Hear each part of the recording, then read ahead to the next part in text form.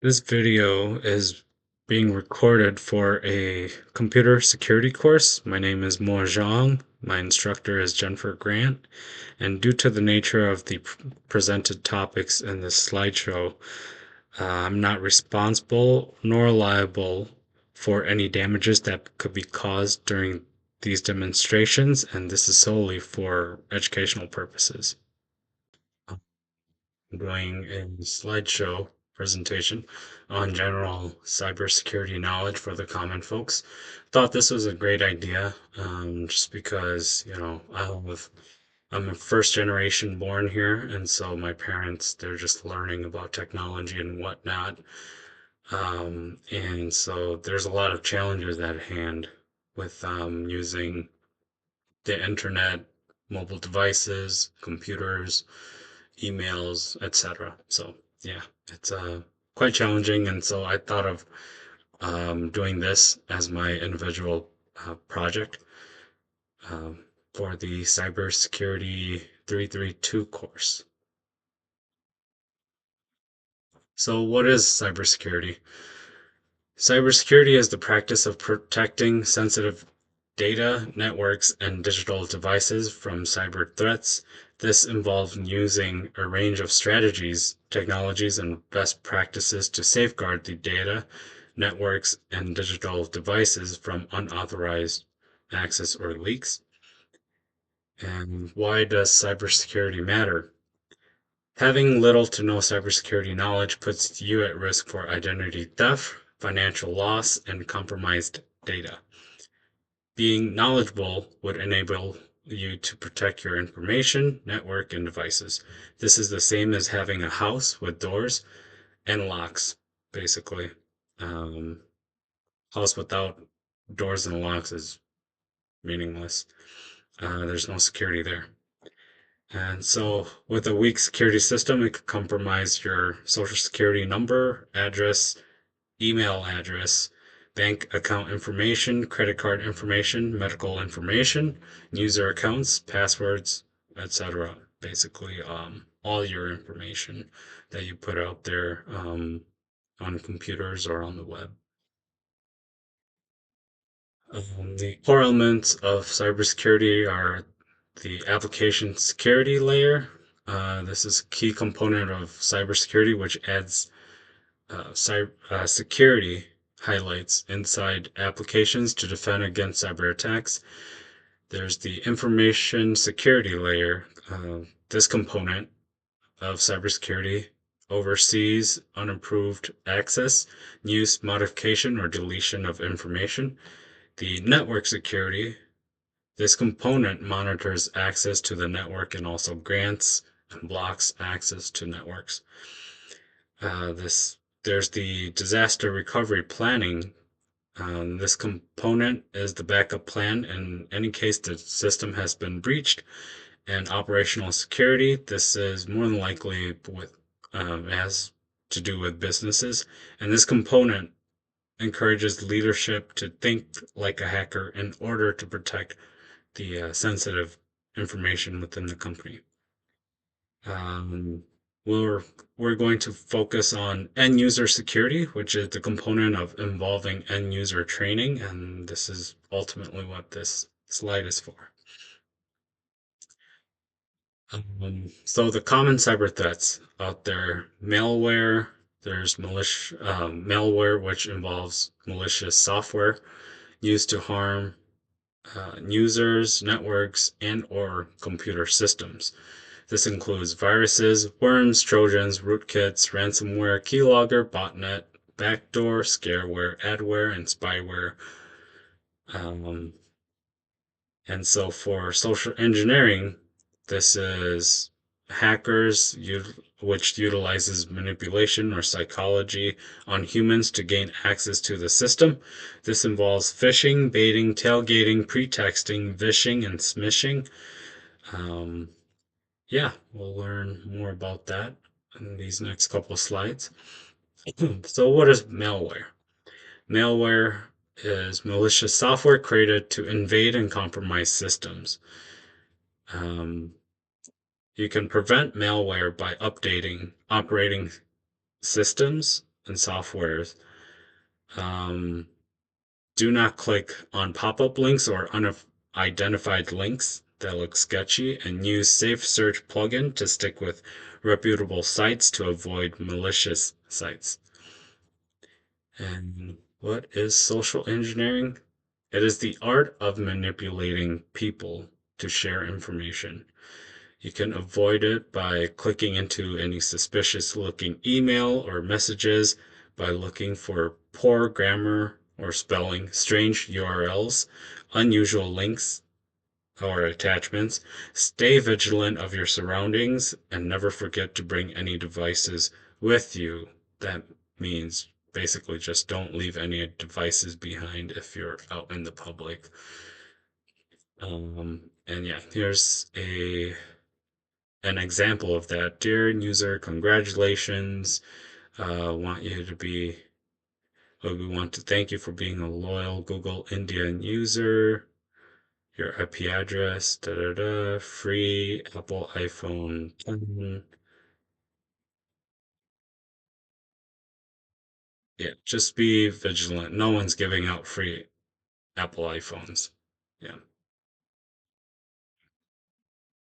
Um, Next is personal cybersecurity practices. This involves strong passwords, which are which means for you to use complex and unique passwords that are all different for all of your accounts. Two-factor authentication, 2FA, or multi-factor authentication, MFA. Enabling two or more layers of access will add security to ensure that your account will be more secure than only one layer. And that one layer being only your password as the authentication. Cyber safety, which is to enable firewalls, enter anonymous browsing mode, use browser settings, use antivirus software, use virtual personal networks, which is VPN, and to clear cookies and cache regularly. Next one is regular software updates, which just means for you to keep the operating system up to date with the latest security patches and updates. And the last one is backing up your data. Back up your data regularly in order to safeguard against theft.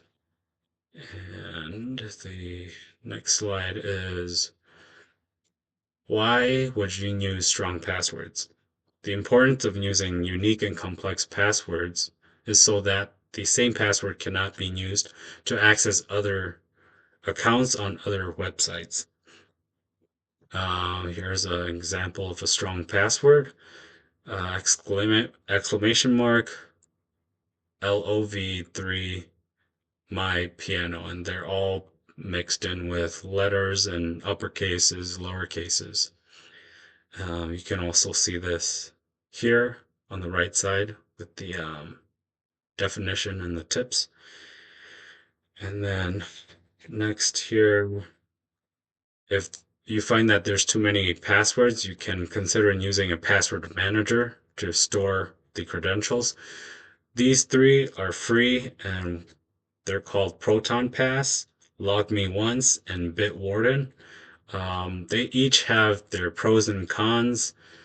But yeah, you can check them out. There are also further subscription you can pay for additional features. This next slide here is why use 2FA or MFA. This has to be done first with setup using the SMS text messaging, email, device, voice call, access token, security questions, fingerprint, face ID, and or mobile app. So once generally, like for instance, your Google account, once you create your Google account, the next step is to set your password. And after you set your password, they encourage that you set up either two-factor authentication or MFA. And the benefits of this are to confirm the user's identity for improved security, and it prevents hackers from breaching into systems with a single password authentication. How to utilize cyber safety. Firewalls are a hardware or software which its main function is to prevent the network from unauthorized access. And here's something I didn't know, but since doing research and doing these slides, it's called anonymous browsing mode, which allows users to enter incognito mode in order to leave no traces of your activity. Browser settings by block can be used to block tracking by setting the browser to exclude cookies. Use antivirus software to protect the system from harmful worms, viruses, and harmful threats. Using VPNs for added privacy by encrypting the data and internet requests before the information is forwarded to the internet. Clear cookies and cache to clear the websites from tracking the user. And that's ultimately what cookies and caches are. Why should you perform regular software updates? Regularly running updates are important because they can contain patches on any security vulnerabilities, and they can ultimately be disclosed in the um, more option, like more about the update. I don't have that listed here, but um, yeah, yeah, you can find them somewhere. Um, it's normally on this screen, but it's not scrollable. This is just a picture. But on a Windows PC, one can enable automatic software updates on the device by going into the settings, search for updates, then find the Windows update option and make sure that the automatic box is on.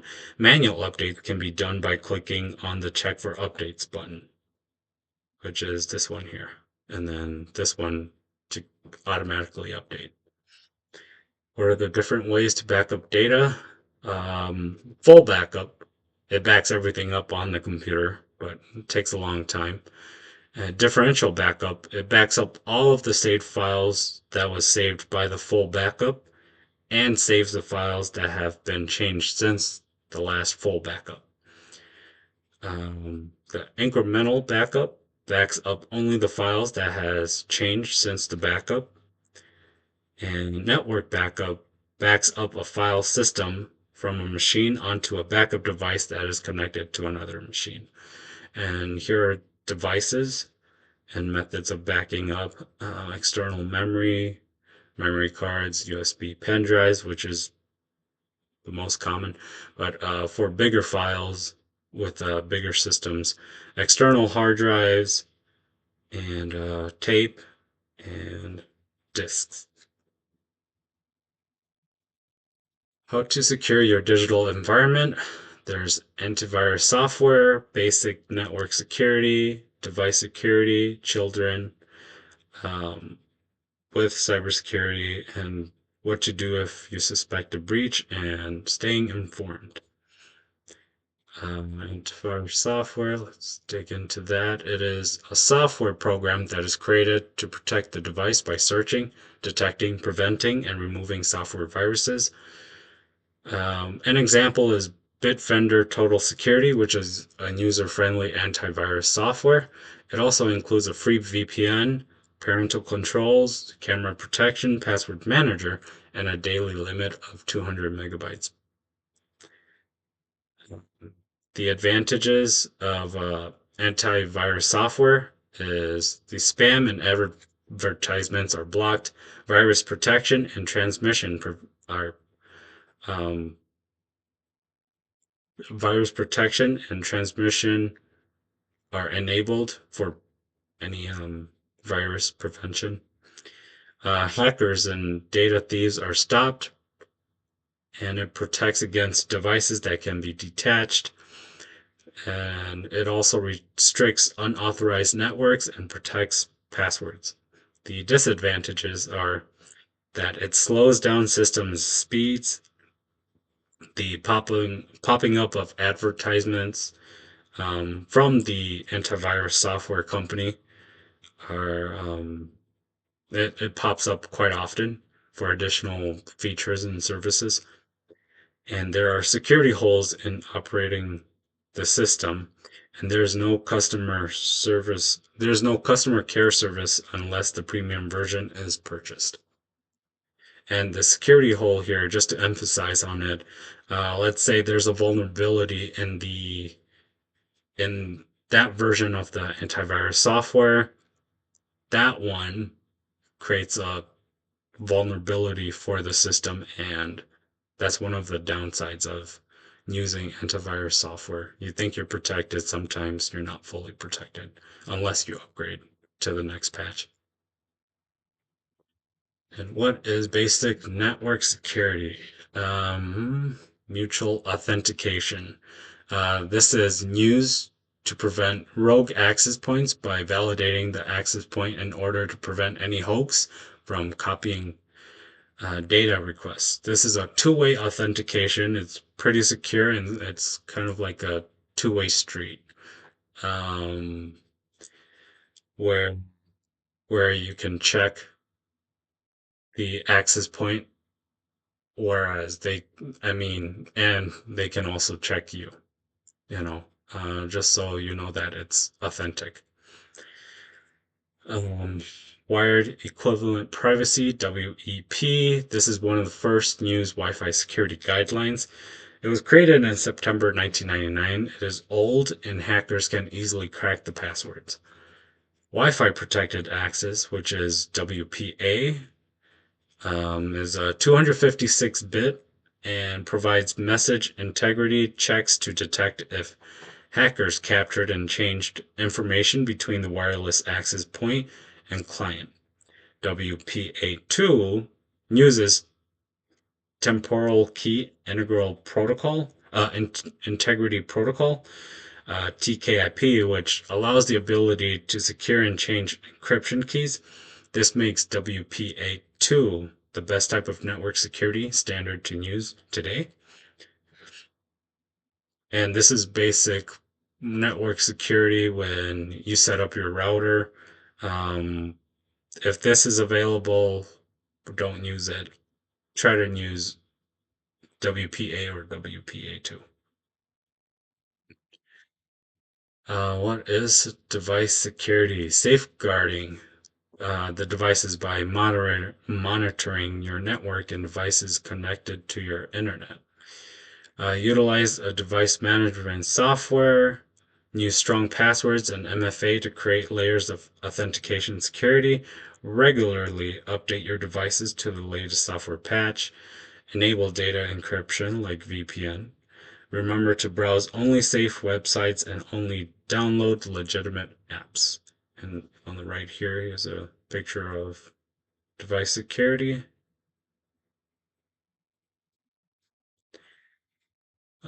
How can we support children with cybersecurity? We can encourage self protection by educating them to use robust passwords, update software programs regularly, use safe browsing practices, and to critically think while using the internet so they can become more digitally literate. Educate children to not disclose private information and to turn on privacy settings on social media. And parents can also control this with parental control apps. We can also enforce children to use technology in a responsible manner while respecting the rights and privacy of others. This includes cyberbullying, which we see too often, and cyberbullying is unacceptable. Children are to stay vigilant of online predators who may pass as strangers, friends, or classmates. This is if they get any weird vibes or anyone telling them to do something weird or strange, then they should alert the parents, the guardian. and tell them that they are a part of a contributor to a better and safer digital society. This will encourage them to be responsible internet users. And what to do if you suspect a breach? First off, just disconnect your computer from the internet or in order to stop the flow of information to the attackers. Second thing is disable the network momentarily to disconnect the hacker from your network. Just in any case that they go after another device that is connected to the same network you are connected to. Um, Next, do not pay anyone for this type of threat as they recommend as recommended by intelligence agencies like the FBI. There is not a guarantee that you will regain access to your data. Additional bugs to recover the data may occur if they release the information back to you, which could be planted by the hackers. Lastly, ensure that you have a backup in order to revert back to a backup point or re-download the affected data via external hard drive or a USB drive. Next is how to stay informed. Here are a couple of cybersecurity news websites and blogs that you can follow. These are pretty up to date, and some of them post daily.